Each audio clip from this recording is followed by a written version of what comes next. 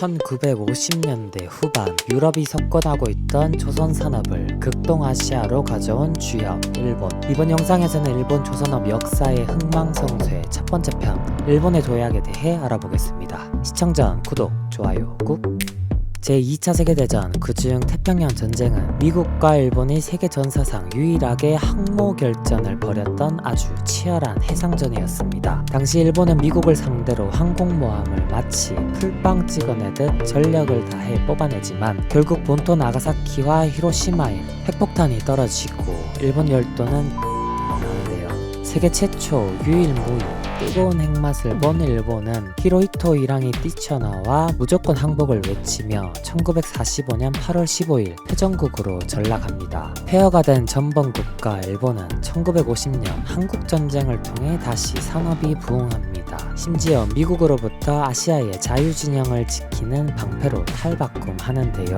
또한 평화헌법으로 군대를 가질 수 없었던 일본은 국방 예산이 없었기 때문에 모든 예산을 산업 발전에 투자할 수 있었지요. 모든 상황이 일본이 제기할 수 있는 최적의 상태가 돼 버렸습니다. 유럽 조선업을 주도하던 영국, 독일, 스웨덴은 탄탄한 기술력과 전통적으로 강력한 해운업을 바탕으로 전세계 조선 산업을 주도하였지만 제2차 세계대전 이후 10여 년 만에 일본의 우위를 빼앗기고 맙니다. 1950년대 후반 일본에서 블록 용적 공법이 적용되기 시작하고 유럽과 비교해 값싼 인건비를 내세워 리벳 공법으로 유럽이 석권하고 있던 조선 산업을 극동아시아로 가져옵니다. 2차 세계대전을 전후로 용적 기술이 본격적으로 상용화되었고 거기에 블록 공법, 즉 선박을 여러 구획으로 나눠 따로 제작한 뒤 이를 용접으로 붙여 완성하는 신공법을 일본에서 적용한 것이지요. 유럽도 블록 공법과 용접 기술을 도입하려 했지만 일자리를 잃을 수 있다는 노조의 저항에 부딪혀 변화를 수용하지 못한 채 도태하고 산업의 주도권을 일본에 내주었습니다. 리벳 공법에 비해 용접 기술은 투입되는 노동력이 대폭 줄어들기 때문에 생산성 향상은 물론 원가를 대폭 절감시킬 수 있었지요.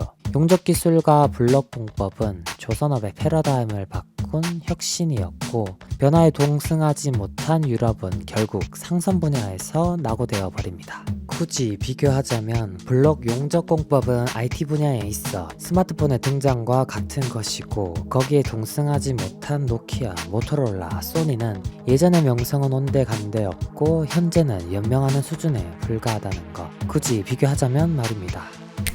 조선업계 최강자로 올라선 일본의 독주가 시작됩니다. 조선업뿐만 아니라 일본의 정치, 경제, 문화, 기술 모든 분야에서 탈아시아급 도약이 시작됩니다.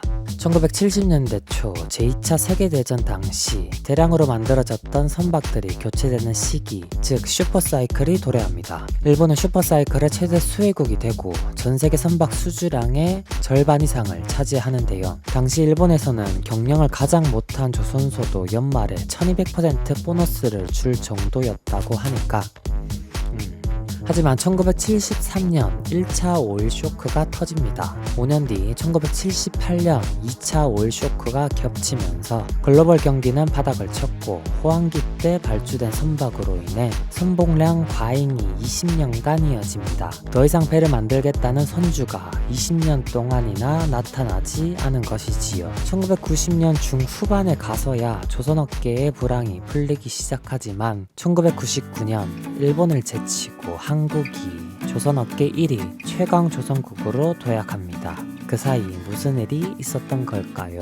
1, 2차 오일 쇼크 당시 한국과 일본이 위기에 대응했던 방식과 이로 인해 조선업계 판도 변화를 다음 영상에서 알아보겠습니다. 유익하셨다면 구독, 좋아요 꾹